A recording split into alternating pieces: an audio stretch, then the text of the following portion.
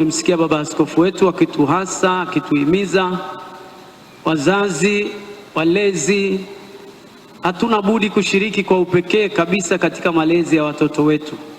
Mmeshiriki kwa kiasi ambacho mmeweza, lakini ongezeni nguvu hasa kwenye kipengele cha neno la Mungu. Baba askofu amegusia na tulipokee, tusimame katika hilo. Tumsifu Yesu Kristo. Nawashukuru kwaya, mmefanya kazi yenu vizuri, hongereni sana na asanteni sana. Asanteni sana sana sana. Kwa wengine wote, kwa namna moja ama nyingine, umeshiriki katika kutoa mawazo, sijakutamka hapa.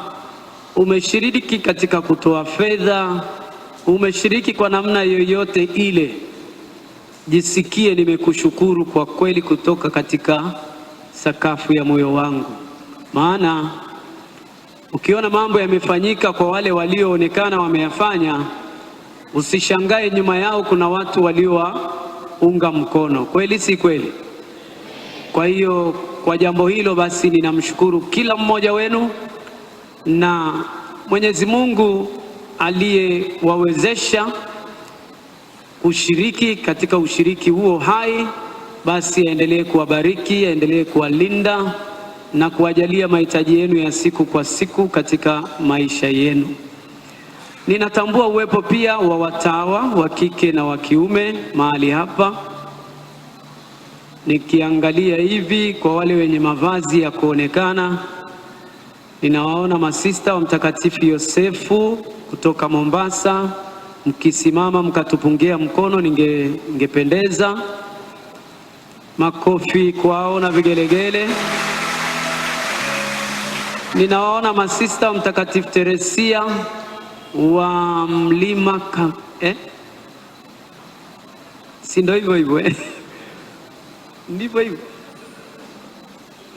wa Mtakatifu Teresia wa Mtoto Yesu Mlima Kalimeri. Karibuni mtupungie mkono.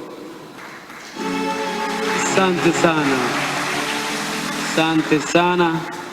Lakini kuna masista wa Mtakatifu Francis, dada wadogo,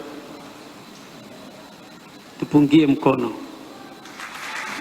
Na wewe dada wadogo, hawa wanatumia neno la Kizungu, Little Sisters of St. Francis, na nyinyi mnatumia hilo hilo. Oh my God, tumpe Mungu sifa na shukurani. Nimetambua uwepo wenu